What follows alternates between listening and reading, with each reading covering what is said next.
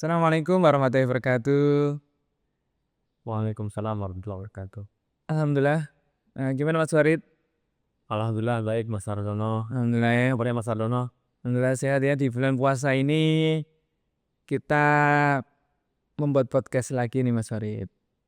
Ya, tentunya dengan topik yang mendekati akhir Maret Mas Sardono ya. Iya, berarti tentang SPT tahunan ya. Ya, tontonan orang pribadi seperti itu. Dan kira-kira ada hal yang baru ya yang nanti akan kita sampaikan kepada teman-teman semua wajib pajak, kawan pajak ya, terkait dengan SPT tahunan 2024 yang disampaikan paling lambat tanggal 31 Maret 2025.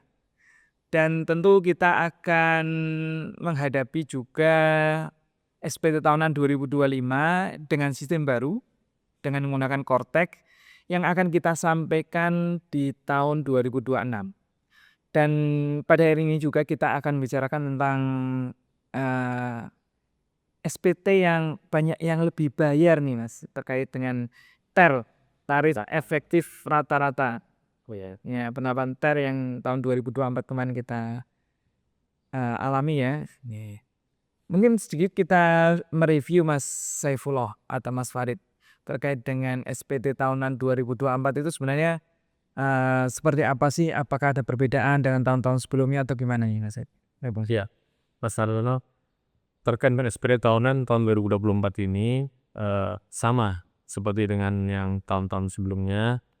Kemudian kita review sedikit ya tentang SPT tahunan ini, terutama untuk SPT tahunan orang pribadi.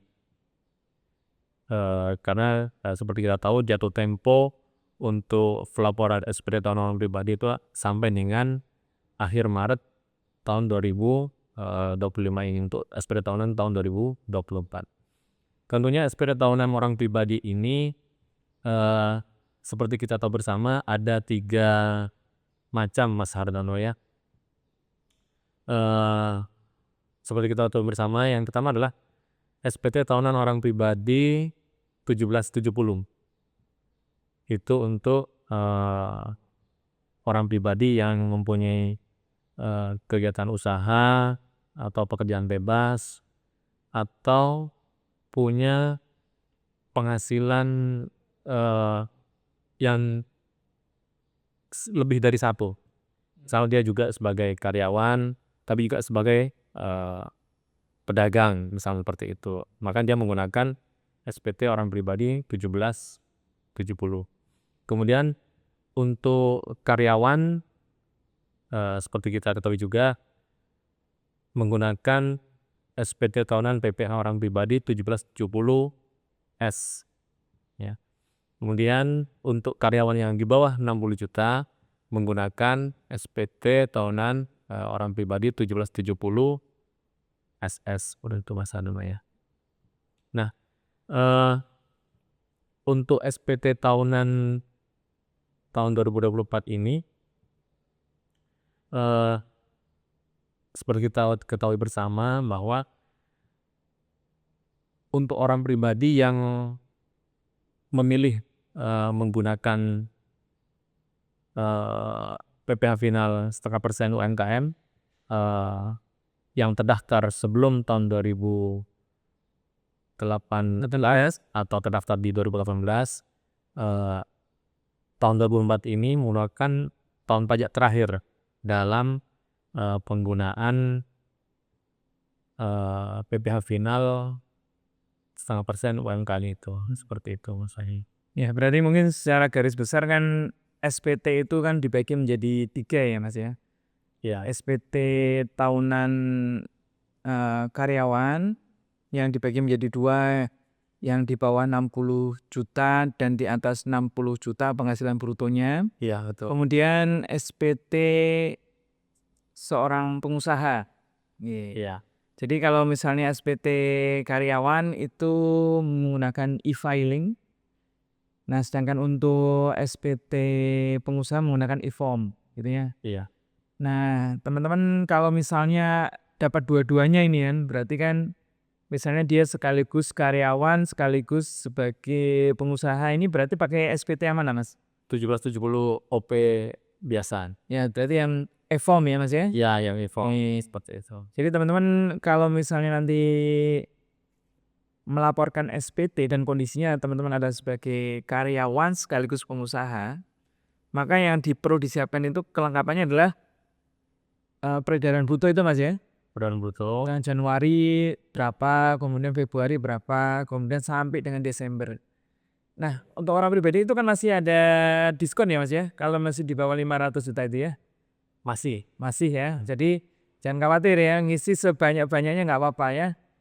Kalau misalnya masih di bawah 500 ya berarti masih Belum. tidak perlu membayar pajak. Ya. Kalau kita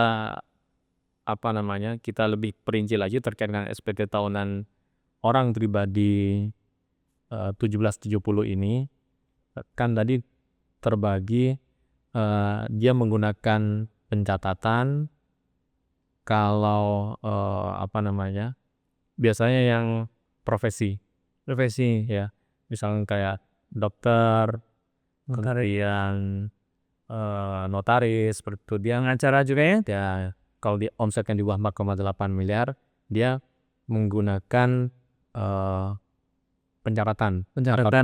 Jadi untuk menentukan penghasilan netonya dia menggunakan norma seperti itu. Nah, bagi wajib pajak yang menggunakan pembukuan, maka seperti biasa dia harus melampirkan laporan keuangan yaitu neraca dan laba, laporan rugi laba seperti itu. Jadi kalau yang tadi ketika dia menggunakan pencatatan, maka untuk mencari penghasilan netonya dia menggunakan norma. Tapi kalau dia menggunakan metode pembukuan menggunakan pembukuan, maka penghasilan netonya kita cari berdasarkan laba bersih yang ada pada laporan rugi labanya seperti itu misalkan. Atau mungkin kita sedikit memberikan gambaran kepada teman pajak ya, terkait dengan misalnya gini ya. Itu tadi yang menggunakan tarif umum ya. Jadi kan mohon maaf Pak Sarono. Jadi kan skala terkait dengan penggunaan tarif ini kan dibagi dua.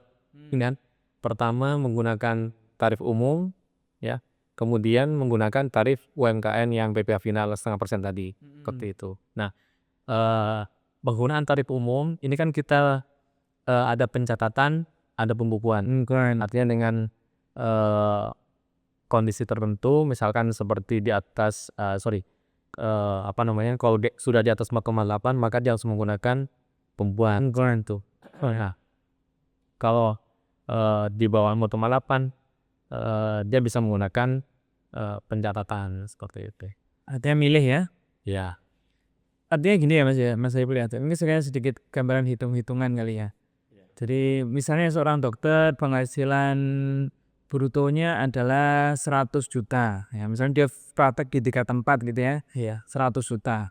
3 tempat itu menghasilkan 100 juta. Kemudian kita kalikan 50% dulu karena normanya adalah 50% ya. Kita kalikan 50% berarti 50 juta. 50 juta itu nanti dikurangi dengan PTKP-nya. Ya, PTKP-nya. Kalau PTKP-nya adalah dia seorang bujangan berarti kan 54 nih. 54 juta. 54 juta. Berarti karena 50 juta lebih kecil daripada 54, maka berarti penghasilan kena pajaknya nihil. Ya, gitu ya. Ya, kalau misalnya katakanlah 200 juta. 200 juta kalikan 50% berarti 100 juta. 100 juta kurangi 54 berarti 46. Nah, 46 dikalikan dengan tarif pajak yang 5% ya. Nah, itu sekitar itu pajak yang harusnya dibayar. Iya. Segitu itu. Jadi itu penghasilan netonya yang dicari berdasarkan pencatatan tadi. Pencatatan ya, norma penghitungan penghasilan itu. Tapi kalau pakai pembukuan ya sesuai dengan pembukuannya ya, labanya berapa gitu kan. Ya, seperti itu. Jadi mungkin terkait dengan pencatatan atau pembukuan mungkin masyarakat ada yang bertanya perbedaannya sih di mana antara pencatatan dan pembukuan. Jadi kalau pencatatan dia menggunakan norma untuk menentukan penghasilan netonya. ya. Jadi tinggal wajib pajak merekap secara keseluruhan omsetnya selama tahun, kemudian dinormalkan, diketahui penghasilan netonya berapa, maka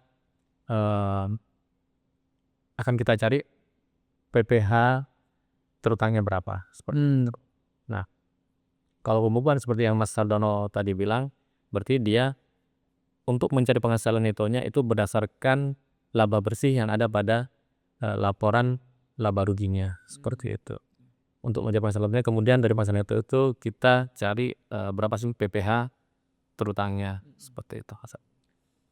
Nah, itu terkait dengan tarif umum ya, penggunaan tarif umum. Jadi pencatatan atau pembukuan. Jadi kalau pencatatan pastinya di bawah 4,8 miliar seperti itu. Nah, omsetnya ya omset dalam setahun. Kalau wajib pajak menggunakan tarif final PPh UMTN-nya 0,5%, ya berarti dia ke bulannya dibayarkan final seperti biasanya, seperti itu ya. Jadi sejak tahun 2022 ada fasilitas sampai dengan omset 500 juta tidak dikenakan PPh final yang 0,5% UMKM tadi, seperti itu Mas Arman ya. Oke Mas, mungkin terkait dengan pengusaha kali ya, sudah kita bahas dengan rinci dan tidak beda jauh dengan yang lainnya atau tahun sebelumnya.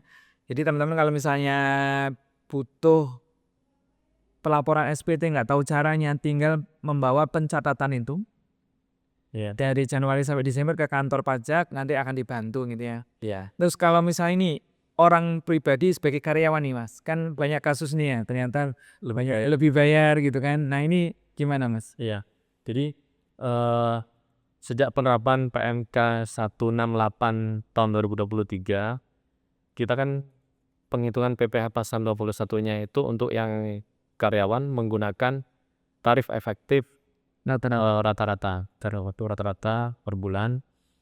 Nah, dari perhitungan yang kita singkat dengan TER ini, itu memang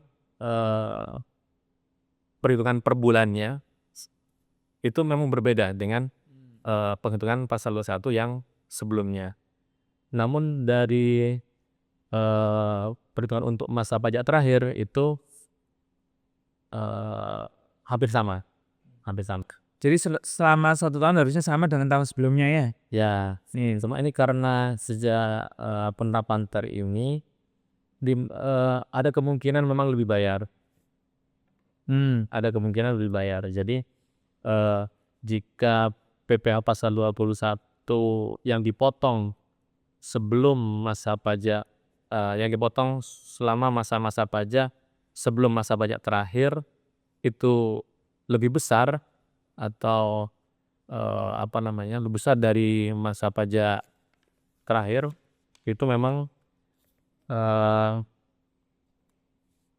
bisa menjadikan bukti potongnya itu lebih banyak. Nah, di sini sesuai PMK 168 tahun 2023 tersebut, maka lebih bayar yang karena lebih bayar di bukti potong A1 di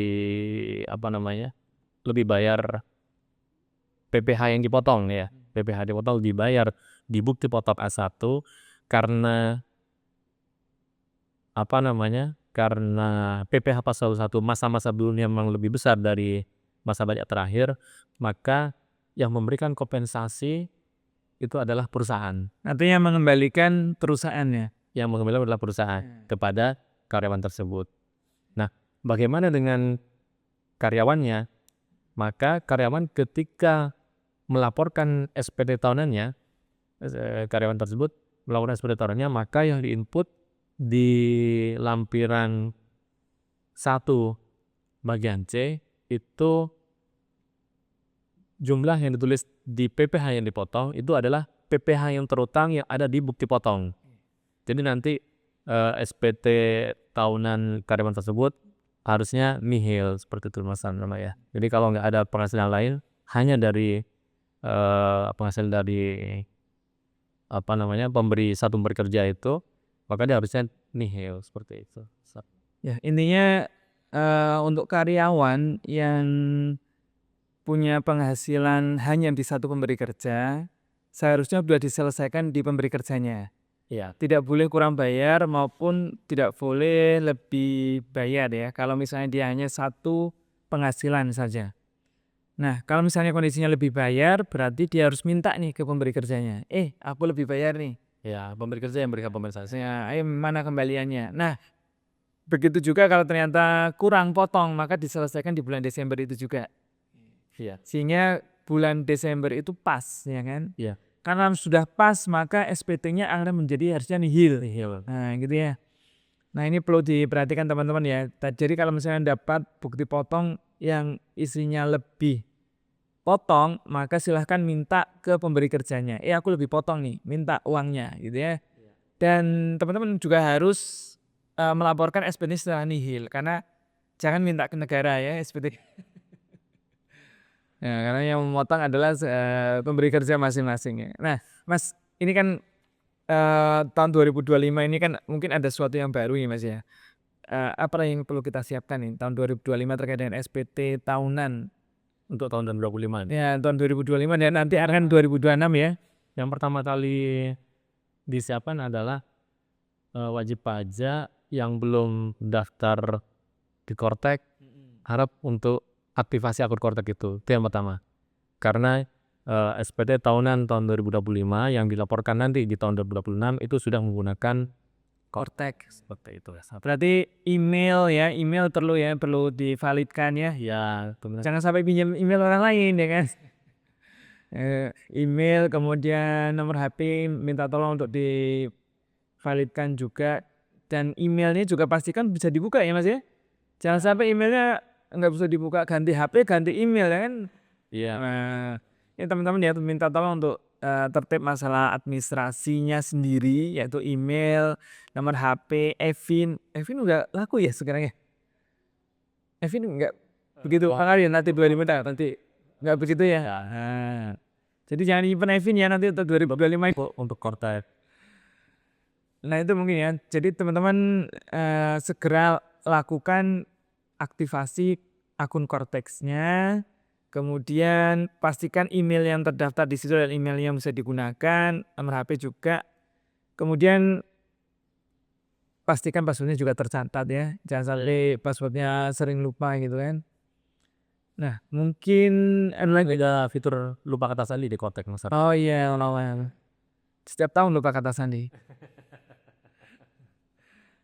Harus diingat kata sandi ya. Kata Pak Sandi itu gimana gitu ya. Oh ya, mungkin Mas Ardo Gimana? boleh ini terakhir Oh, boleh. ini ya kan sebelum penutupan. Jadi bagaimana ada beberapa wajib pajak ketika datang ke Kabdes atau konsultasi, dia menanyakan, Pak, ini kan sudah tahun terakhir nih tahun 2024 untuk penggunaan PPh final yang UMKM 0,5% tadi. Iya, jadi kalau wajib pajak kan 7 tahun tuh, 7 tahun. Jadi kalau wajib pajak terdaftar di tahun 2018 atau yang sebelumnya, maka tahun 2024 itu adalah tahun terakhir penggunaan PPh final yang 0,5%, seperti itu. Nah, untuk tahun 2025-nya berarti dia harus menggunakan tarif umum. Tarif umum. Nah, kalau wajib pajak tersebut mau menggunakan norma seperti yang kita jelaskan tadi, pencatatan atau norma, maka wajib pajak yang sebelumnya menggunakan PPh final yang 0,5% tadi tidak perlu melakukan pemberitahuan terkait dengan penggunaan norma ini, seperti itu. Jadi sudah menggunakan tarif umum, seperti itu. Nah, Kecuali dokter kali ya. Dokter yang biasanya menggunakan norma ya kan, bukan menggunakan norma ya, pemberitahuan ya. ya itu kan wajib pajak yang sebelumnya memang nggak menggunakan PPh final yang UMKM 0,5%. Ini untuk wajib pajak yang sebelumnya yang tahun 2004 ini merupakan tahun pajak terakhir penggunaan dari yang PPh final UMKM 0,5% tadi. Nah, untuk tahun 2025-nya ini maka dia harus menggunakan tarif umum seperti itu. Nah, penggunaan tarif umum ini kalau wajib pajak menggunakan norma pencatatan tadi, maka dia tidak perlu melakukan pemberitahuan terkait dengan penggunaan norma tadi seperti itu. Nah, untuk setiap bulannya kan biasanya bayar tuh 0,5% tiap bulan. Nah, maka karena ini tahun pertama peralihan lah istilahnya, tahun pertama penggunaan tarif umum, maka untuk tiap bulannya masih nihil. Tapi boleh nggak kalau bayar? Kalau boleh boleh aja ya. Ya boleh ya. Kalau boleh. Tapi tetap harus sesuai dengan ini ya, aturan Jarwing punya seperti itu Mas Harno. Bisa sampai bayar tapi terlambat gitu ya.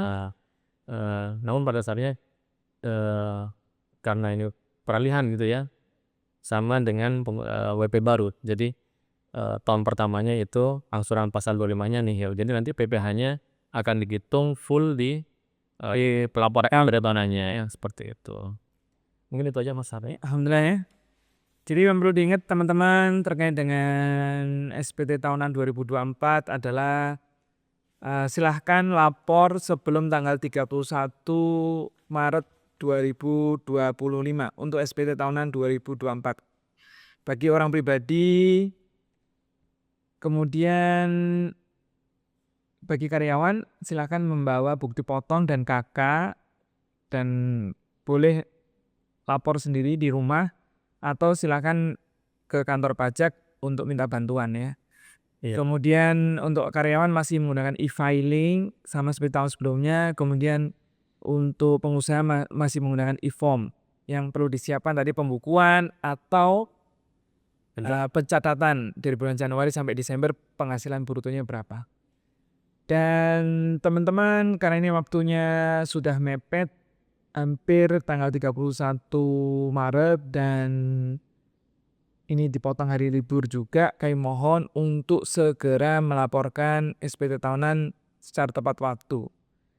Silahkan datang ke kantor pajak atau minta tolong temannya yang sudah lapor agar segera melaporkan. Jangan sampai kena denda 100.000 ya. Iya. Ya, terima kasih kepada Mas Saifullah. Sama-sama Mas Harno. Kurang lebih mohon maaf. Assalamualaikum warahmatullahi wabarakatuh. Waalaikumsalam.